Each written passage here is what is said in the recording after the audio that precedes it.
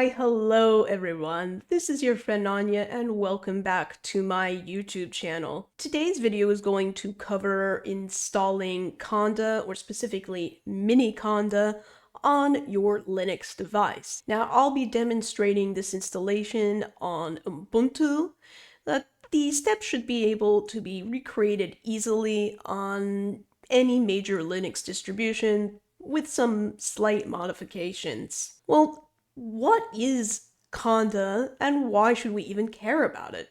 Now, Conda is a powerful package and environment manager that helps you install software into customized and isolated environments, basically virtual environments. Whether you're using Conda for data science, machine learning, or on a multi-user system, it is a very powerful tool that allows you to avoid the pitfalls of conflicting packages. So, at the end of this video, you should have the ability to install and set up your first Miniconda or Conda environments. I'd also like to note that although Conda environments are primarily used for Python, they can also be set up for other languages and software such as R. Let's get started. First, let's open up our terminal and we want to take a look at our system architecture before doing anything else. And you can look at the architecture of your system, which will differ for you, on Linux at least, with the uname and the -m option. So you can see mine has the x86 architecture, 64-bit architecture. And you can also get additional information by catting out the OS release file at the SE directory.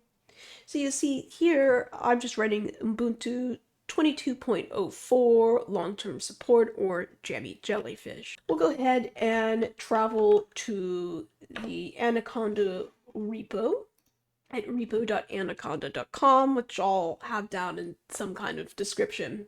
Okay, so you'll see here we have different options for installers and packages. We have Anaconda installers, Anaconda packages, and the Miniconda installers.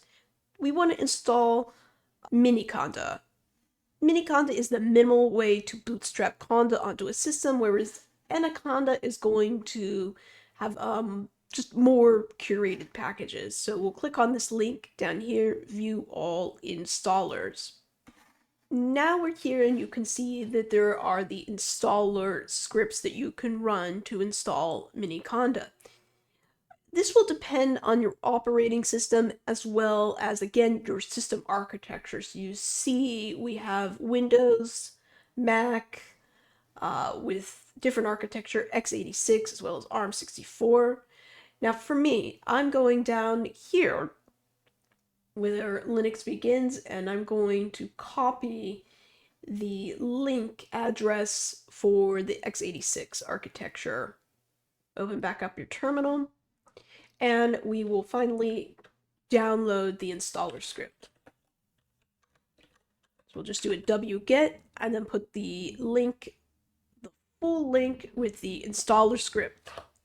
Run wget and you see this script is beginning to download and actually finish installing. The very last thing I'd like to do is check the integrity of the file, make sure it's not corrupted, and we'll do that by running a SHA-256 checksum against the file.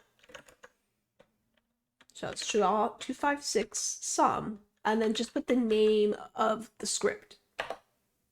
So the output will give you the SHA-256 string here, which we can compare to the string that is given at the Anaconda or Miniconda repo. So if we'll just line this up, we see this string is begins with 636B and it's ending in A3. Now the string does in fact lined up. So we've verified the integrity of the file. Now that we've run the SHA-256 checksum, we'll go ahead and just locate the script here, and we'll want to add executable permissions with change mods. We'll do change mod plus X to add executable permissions to the script. And once you've added the executable permissions, go forward and run the script. Now you can either do this by doing period and then slash, or you could always do bash, B-A-S-H, and then the script name. Either way should work. Okay, so we first get our message here. In order to continue the installation process, please review the license agreement. So to review the license agreement, we will hit enter. That opens up a license agreement, and it's in more mode down here, so you can scroll to your heart's desire.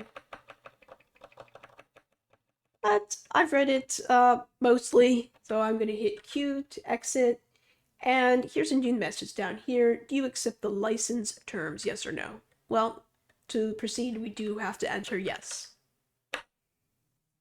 Okay, now here is the portion where you can select your Miniconda 3 location for the installation. Miniconda 3 will now be installed into this location, so the default is always your home directory. And I don't really feel like changing from the default, so I'm just going to hit enter yet again. And we're unpacking the payload, extracting some packages. We'll let it run for a moment.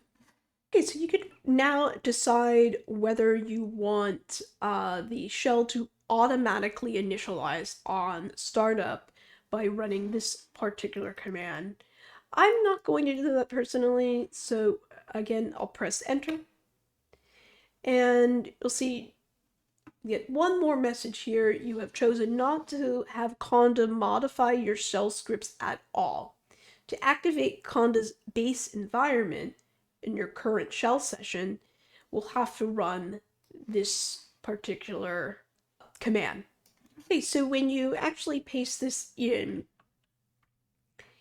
you want to alter the name of your shell to whatever shell you are using.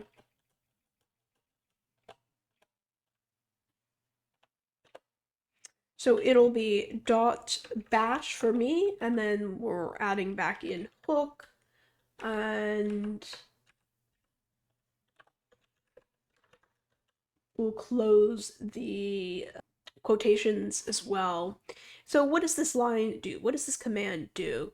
Well, the eval command takes a string and then executes it as a command. So in this case, it's going to execute the output inside these parentheses. So this particular portion of the command then is executed by eval, and its job is to set up some environmental variables and functions for Conda. So press enter. And there you go. Actually, this appearance of base over here means that Conda is now working. Base is simply your base environment, and we can do a Conda init to formally initialize our Conda environment.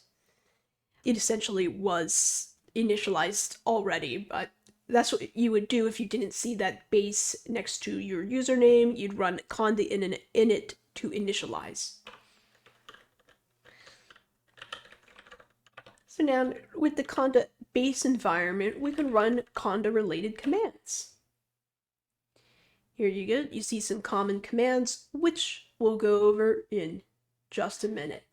Hey everyone, this is Anya from the future. I just want to clarify that those Conda install guides will be covered in part 2 of my Conda video series, so stay tuned for that. And that's it. You've now installed Conda or Miniconda on your Linux system. Now, in part 2 of my Conda video series, I'll be demonstrating how to set up your first Conda environment, as well as going over the top Conda commands you'll need to know as a beginner. So be on the lookout for that video soon, as well as additional capture the flag or CTF guides. In the meantime, if you've gotten any use out of this video, which I know is a little bit outside of my wheelhouse, please consider leaving a like, a subscribe, or hitting the bell notification so you'll get an alert when my next video drops. But till then, good afternoon, good evening, and good night, my friends. I'll see you in the next one.